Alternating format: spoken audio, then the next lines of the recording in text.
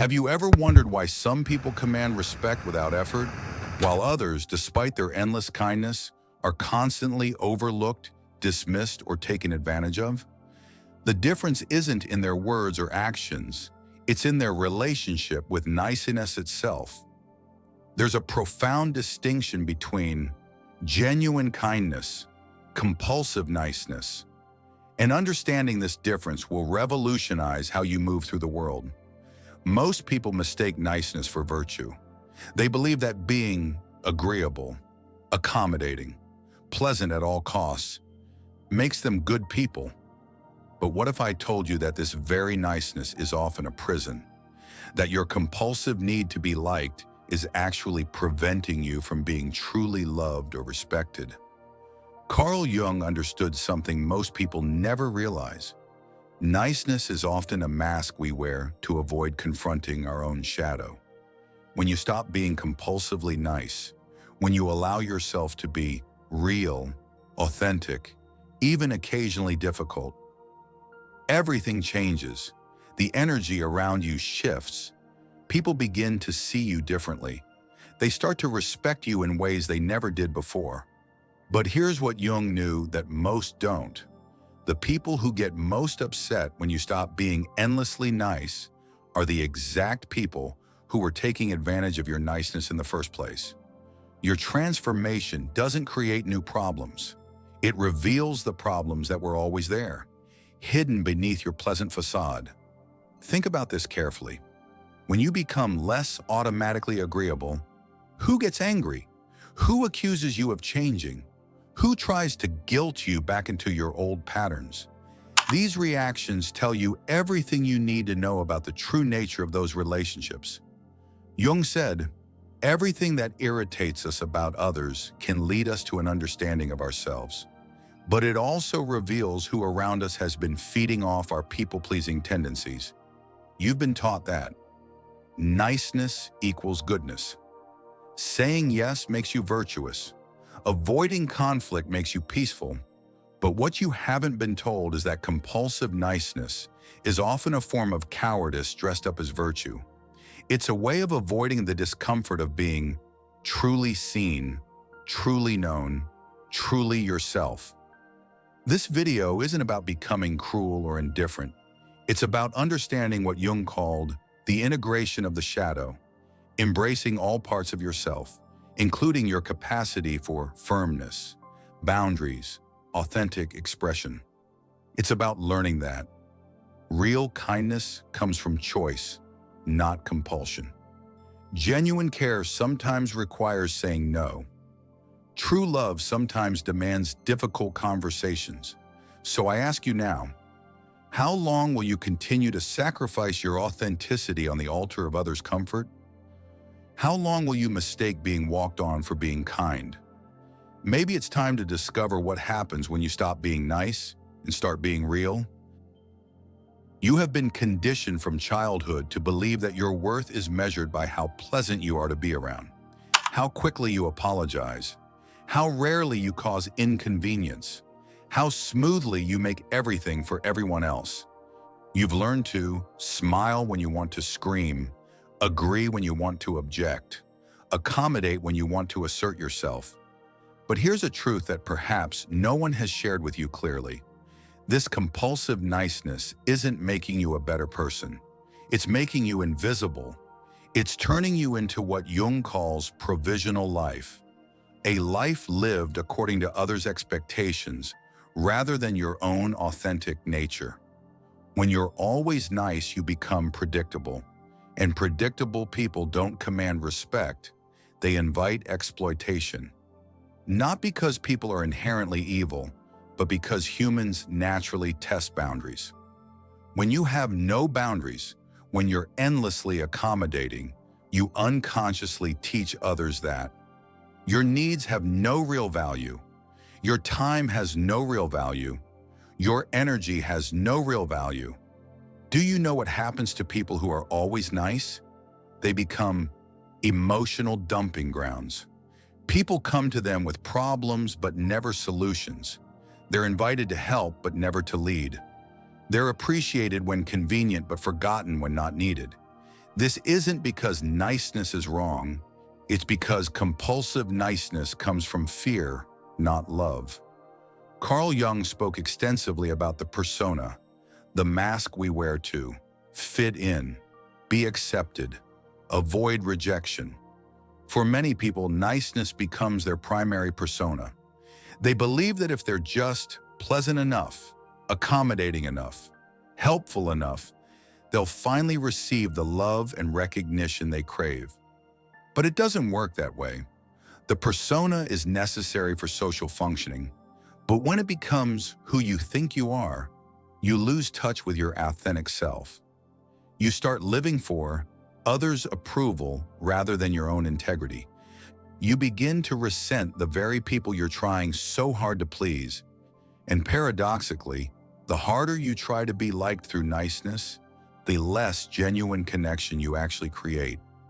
Being compulsively nice is often a sophisticated form of control. Think about it. When you're always agreeable, you're trying to control how others see you, their responses, their opinions, their feelings toward you. But this control comes at an enormous cost, the cost of your authentic self. Jung understood that what we resist in ourselves, we often overcompensate for in our behavior.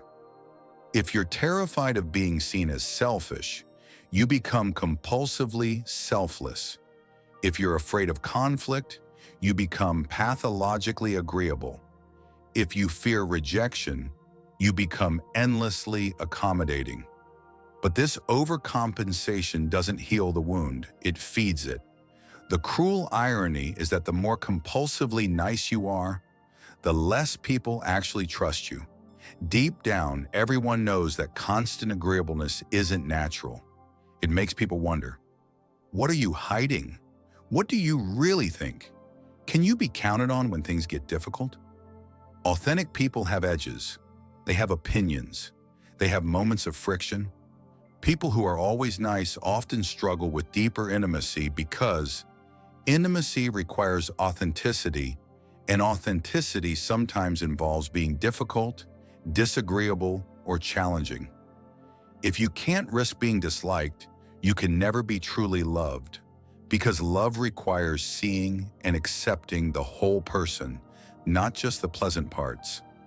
So let me ask you, who in your life truly knows you?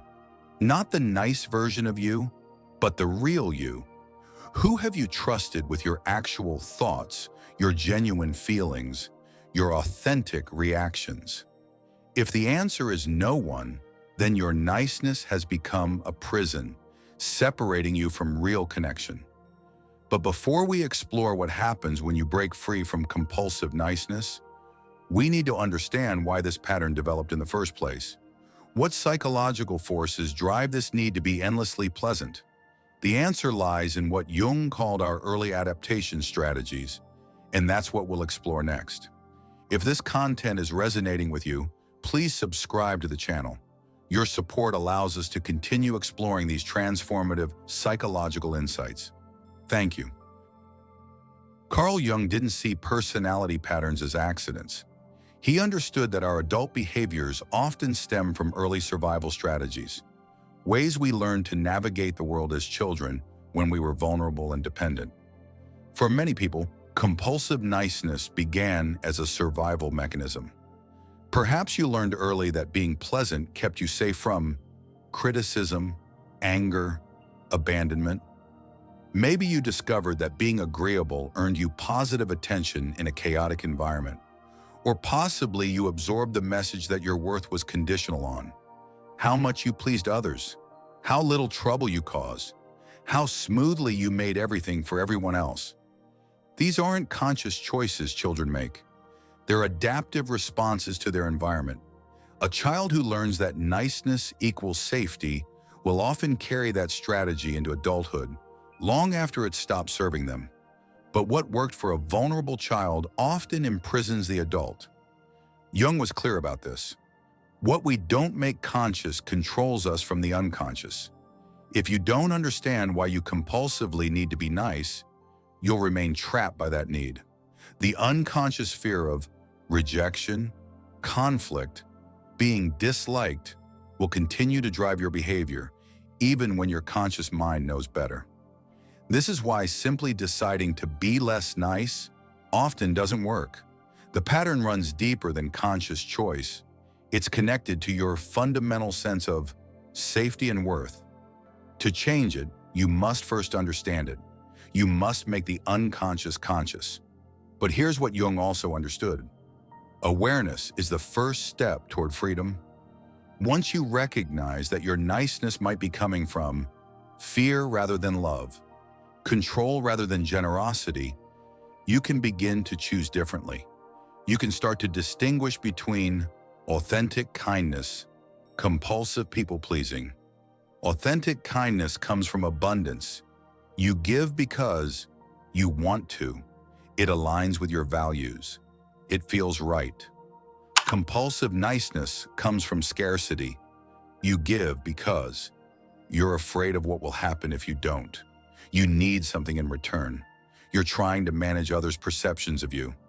The difference is profound. When you're authentically kind, you can also be authentically firm. You can say no when necessary. You can have boundaries. You can express disagreement. You can be real. But when you're compulsively nice, you're trapped in a narrow range of acceptable behaviors, all designed to avoid the very conflicts and discomfort that are sometimes necessary for honest relationship. Jung spoke about the individuation process, the journey toward becoming your authentic self.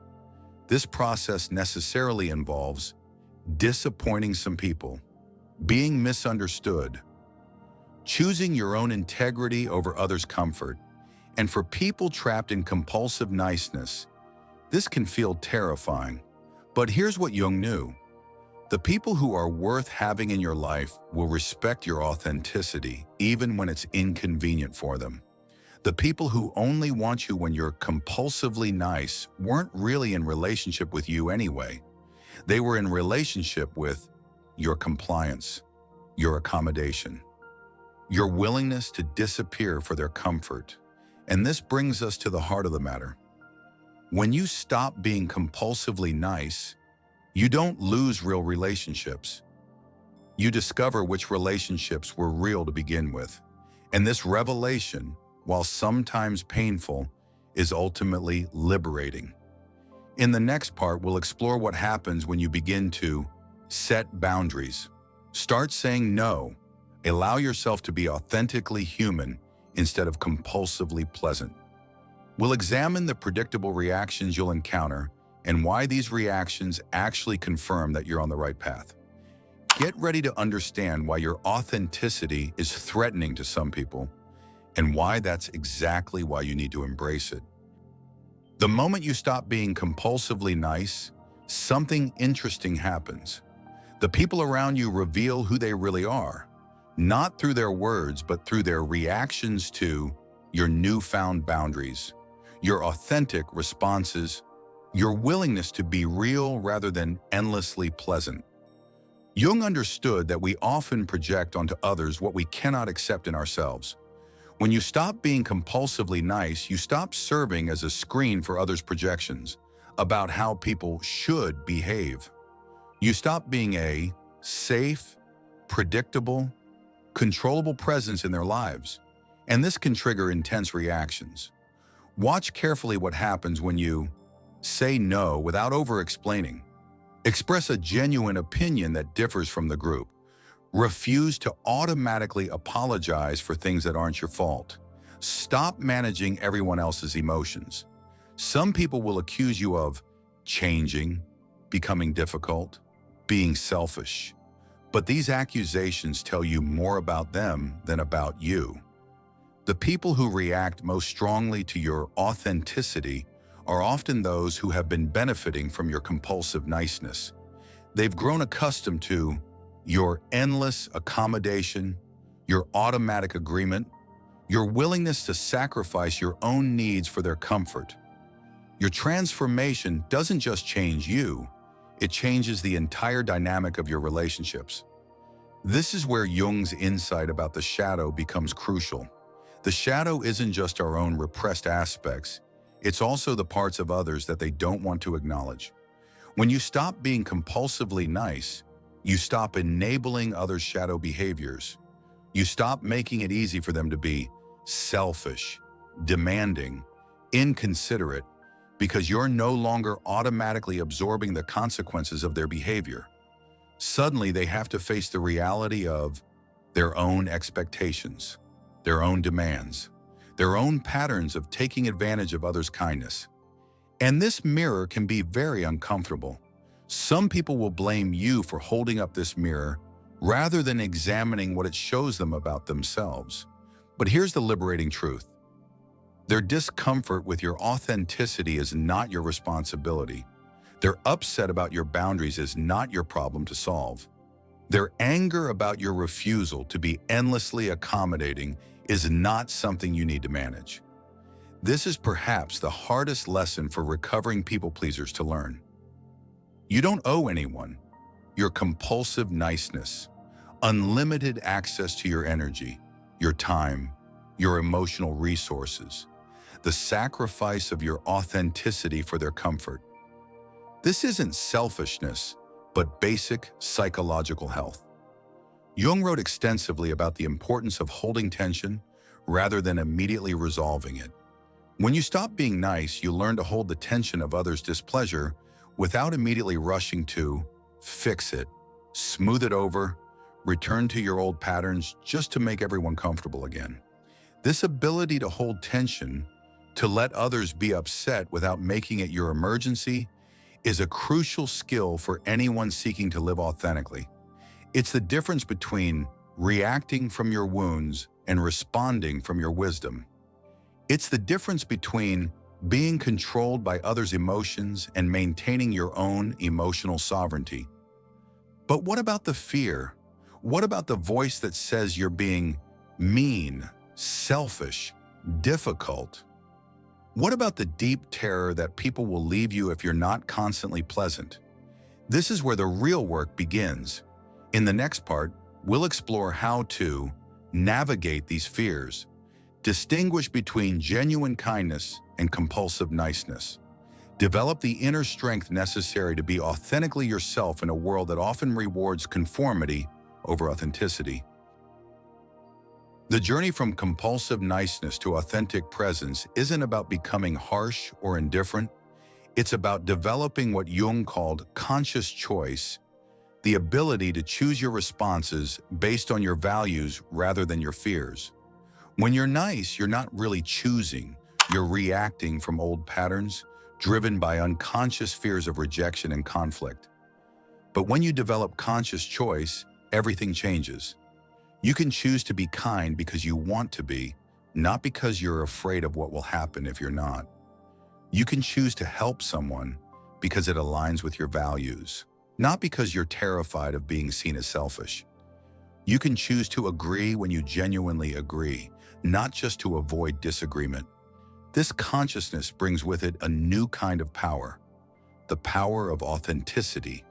When people know that your kindness is chosen rather than compulsive, it becomes more valuable.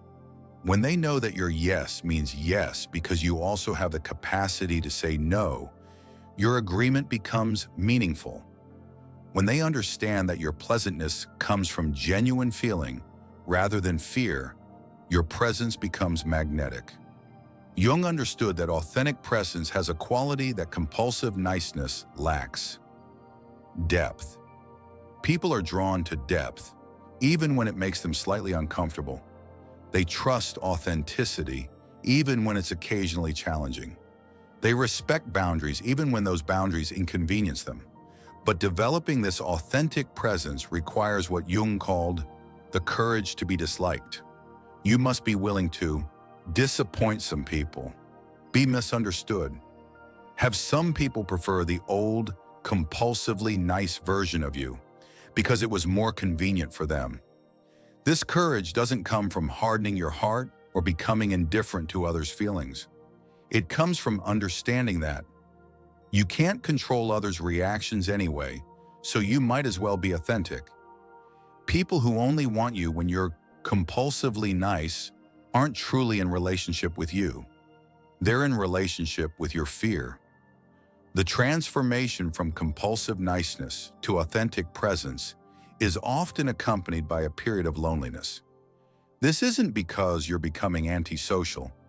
It's because you're learning to distinguish between genuine connection, pseudo-intimacy based on your willingness to disappear for others' comfort. Some relationships will end during this process. Some people will distance themselves when you stop being endlessly accommodating. Some will try to guilt you back into your old patterns. This isn't a sign that you're doing something wrong. It's a sign that you're doing something necessary. Jung spoke about the necessity of solitude in the individuation process. Sometimes you need to be alone to remember who you are beneath, all the roles you've played, all the masks you've worn, all the ways you've adapted to others' expectations. This solitude isn't punishment. It's purification. It's the space where your authentic self can emerge. And here's what's beautiful about this process.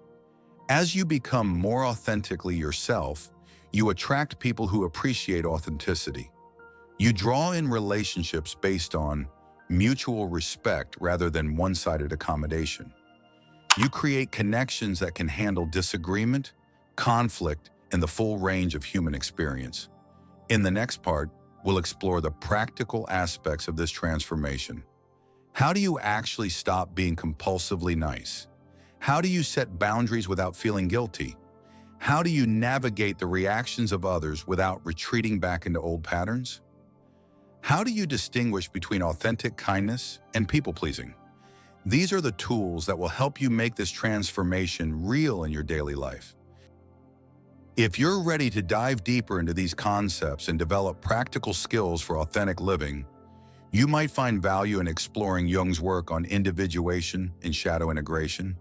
The journey from compulsive niceness to authentic presence is one of the most important transformations you can make in your psychological development. Understanding these patterns intellectually is one thing, but changing them requires practical strategies. Sustained effort. True transformation happens when you can catch yourself in the moment, when you feel the old urge to be compulsively nice and choose differently. The first step is developing awareness of your people-pleasing triggers. What situations make you automatically switch into compulsive niceness mode? Is it when someone seems upset? You fear conflict? You worry about being judged? You feel guilty? Identifying these triggers is crucial because you can't change what you don't notice. Next, you need to practice what Jung called holding the tension. When you feel the urge to immediately apologize, over-explain, accommodate someone at your own expense, pause, breathe. Ask yourself, am I responding from love or from fear? Am I choosing kindness or avoiding discomfort? Learn to sit with others' displeasure without making it your emergency. This is perhaps the most challenging skill for recovering people-pleasers. You don't need to fix everyone's mood, manage everyone's emotions, sacrifice your authenticity to maintain artificial harmony. Practice saying no without elaborate justifications. I can't do that is a complete sentence. That doesn't work for me needs no further explanation. I'm not available requires no detailed excuse. The urge to over-explain often comes from the fear that your boundaries aren't valid unless others approve of them. But here's what Jung understood. Your boundaries don't need anyone else's approval to be valid. They exist to protect your energy, your time, your peace of mind. They're not negotiations. They're statements of fact about what you will and won't accept in your life. Start small. Practice being authentic in low-stakes situations. Express a genuine preference instead of defaulting to, I don't care. Share an actual opinion instead of agreeing with whatever others say. Notice what happens when you show up as a real person instead of a perpetually pleasant presence. You might feel guilty at first. This is normal. You've been conditioned to believe that your worth depends on your agreeableness. Guilt is often just the sound of old programming being challenged by new choices. Feel the guilt, but don't let it control your decisions. You might also notice that some people try to guilt you back into your old patterns. They might say, "You've changed. You're being difficult. You used to be so much nicer." These comments are actually confirmation that you're on the right path. They're evidence that you're no longer as easily controlled by others' emotional manipulation. Remember that authentic kindness can coexist with firm boundaries. You can be genuinely caring while also being unavailable for emotional dumping, truly helpful while also refusing to be taken advantage of, honestly loving while also expecting reciprocity and respect. The goal isn't to become harsh or indifferent. The goal is to become real, to express genuine care when you feel it, genuine disagreement when you feel it, genuine unavailability when you need space. This authenticity is what creates true intimacy and lasting respect. As you practice these new ways of being, you'll notice something profound happening. People begin to trust you more because they know you're being real with them. Your opinions carry more weight because people know you're not just saying what you think they want to hear. Your kindness becomes more meaningful because it's chosen rather than compulsive. But perhaps most importantly, you begin to trust yourself. You develop confidence in your ability to navigate relationships authentically. You realize that you can handle others' displeasure, survive conflict, be loved for who you actually are rather than who you pretend to be. And this brings us to the final transformation, the emergence of what Jung called the individuated self. This is who you become when you're no longer driven by the compulsive need to be liked, when you've integrated your capacity for both kindness and firmness, when you can be authentically present regardless of others' reactions. In the final part, we'll explore what life looks like on the other side of this transformation. What does it feel like to be genuinely respected rather than just tolerated? What kinds of relationships become possible when you're operating from authenticity rather than fear? How does the world respond to someone who has truly stopped being compulsively nice? When you finally break free from compulsive niceness, something remarkable happens. You discover what Jung called your authentic self, not the self that adapts to every situation, not the self that prioritizes others' comfort over your own truth, but the self that can be genuinely kind without being weak, authentically caring without being exploitable, truly present without being invisible. This transformation doesn't happen overnight. It's a process of gradually peeling away the layers of conditioning, the fear-based patterns, the automatic responses that have kept you trapped in endless accommodation. But as these patterns dissolve, something powerful emerges in their place. People begin to relate to you differently. They stop seeing you as someone who will automatically say yes, absorb their problems without question, prioritize their needs over your own. Instead, they begin to see you as someone with depth, complexity, your own valid inner life. This shift can be disorienting at first. You might find that some relationships become strained or even end, but you'll also discover that other relationships deepen in ways you never thought possible. When people know you're being authentic with them, when they understand that your kindness is chosen rather than compulsive, a different quality of connection becomes possible. The people who remain in your life after this transformation are those who appreciate authenticity. They're people who want to know the real you, not just the perpetually pleasant version. They're people who can handle occasional conflict, respect boundaries, understand that healthy relationships require two whole people, not one person disappearing for the other's comfort. And you begin to attract new people as well, people who are drawn to authenticity, who value depth over superficial pleasantness, who want genuine connection rather than convenient accommodation. These relationships have a quality that your old relationships lacked. They're based on mutual respect rather than one-sided giving. But perhaps the most profound change is in your relationship with yourself. When you stop betraying your own truth to manage others' emotions, when you stop sacrificing your authenticity for artificial harmony, you begin to develop genuine self-respect. You realize that you're worthy of consideration, care, boundaries, honest expression. This self-respect changes everything. It affects how you walk into a room, how you respond to challenges, how you navigate conflict. It gives you what Jung called inner authority, the confidence that comes from knowing you can trust yourself to handle whatever arises. So now I ask you, are you ready to stop being compulsively nice? Are you ready to risk being disliked in order to be authentic? Are you ready to discover what it feels like to be respected rather than just tolerated? To be genuinely known rather than just found convenient? If this message has resonated with you, if you recognize yourself in this pattern of compulsive niceness, write in the comments, "I choose authenticity." Let's see how many people are ready to make this profound shift from people-pleasing to authentic presence. And remember, this isn't about becoming harsh or indifferent. It's about becoming real.